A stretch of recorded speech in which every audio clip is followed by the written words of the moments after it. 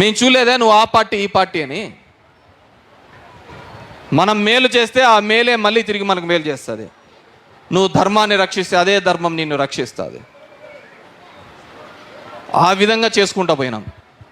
ఈరోజు వస్తున్నాయి చాలా పార్టీలు వస్తున్నాయి. గెలిచిన 20 రోజులకే సూర్య వెళ్ళిపా, ఓడిన 20 రోజులకే రాప్తా నుంచి శ్రీరామ్ వచ్చా, తర్వాత జనసేన వచ్చా, ఇప్పుడు ఇంకో కొత్త అతను వచ్చా. ఎంతమందితో ఏగేది? ఏడాది నుంచో వచ్చన్నారు. వాళ్ళందరికీ ఒకటే, కేతిరెడ్డిని మాట్లాడితే హీరోలు అయిపోతాం. అరే మీరు అర్థం చేసుకోవాల్సింది, కేతిరెడ్డిని మాట్లాడితే కాదురా మీరు హీరోలేది, కేతిరెడ్డి లాగా జనాల దగ్గరికి వెళ్తే మీరు హీరోలు అవుతున్నారనే విషయం మీరు మర్చిపోయినారు. కేతిరెడ్డి లాగా జనం దగ్గరికి పోతే మీరు హీరోలు అవుతారు. వాడు అంటాడు, నిన్నంటాడు నీకు సరైన మొగుని కేతిరెడ్డికి తీసుకొని వచ్చినామని చెప్పేసి. వాడు సరైన మొగుడైతే ఇన్నాళ్ళు మీరంతా నాకు రంకు మోగులారా? మీరంతా నాకు అర్థం కాలే.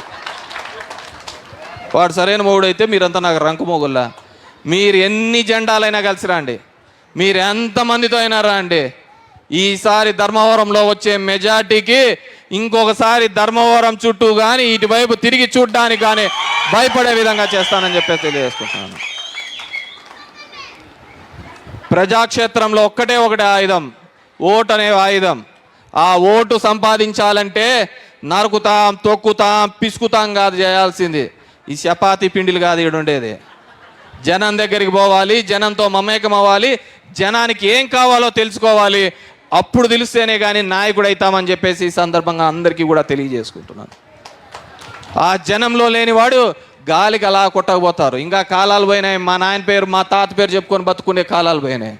నువ్వేంది అని అడుగుతున్నావు, నువ్వేం చేసావని అడుగుతున్నావు, నీ వల్ల ఎంతమంది బాగుపడ్డారని అడుగుతున్నారు, నువ్వు వల్ల ఎంతమందికి మేలు చేశావు. నా గుడ్ మార్నింగ్ పొద్దున్నే 6:30కు నేను మొదలుపెట్టే రోజు అడుగు అనుకుంటాను. ఏ ఒక్క 10-15 మందికో ప్రభుత్వం నుంచి అంతే సంక్షేమ కార్యక్రమాల వల్ల వాళ్ళకి ఎటువంటి ఇబ్బంది జరగకుండా మేలు చేస్తే అదే నాకు ఆత్మతృప్తి అని. ఎవడు 1000 ఏళ్ళు ఏం బతకడు, ఎవడు 1000 ఏళ్ళు బతకడు, 2000 సంవత్సరాలు ఏం బతకడు. కానీ మనం చేసిన పనులు 1000 సంవత్సరాలు ఈ భూమి పుట్టినంత వరకు కూడా ఉండిపోవాలని కోరుకుంటాడు. అదే నా స్వార్థం. ఈ ధర్మవరం ఉన్నంత కాలము కూడా, ఈ ధర్మవరం చరిత్రలో ఉన్నంత కాలము కూడా అక్కడ ఒక ఎమ్మెల్యే ఉండేవాడు, ఆ కేతిరెడ్డి అనే ఎమ్మెల్యే వాడు ఇంటింటికి పోయేవాడు, ధర్మవరం యొక్క దిశ దశ మార్చినవాడు, ఆ ధర్మవరాన్ని అభివృద్ధిలోకి తీసుకొని పోయినవాడు ఒకడున్నాడని చెప్తే ఆ ఒకడే ధర్మవరంలో కేతిరెడ్డి అయి ఉండాలనేది నా స్వార్థం అని చెప్పేసి.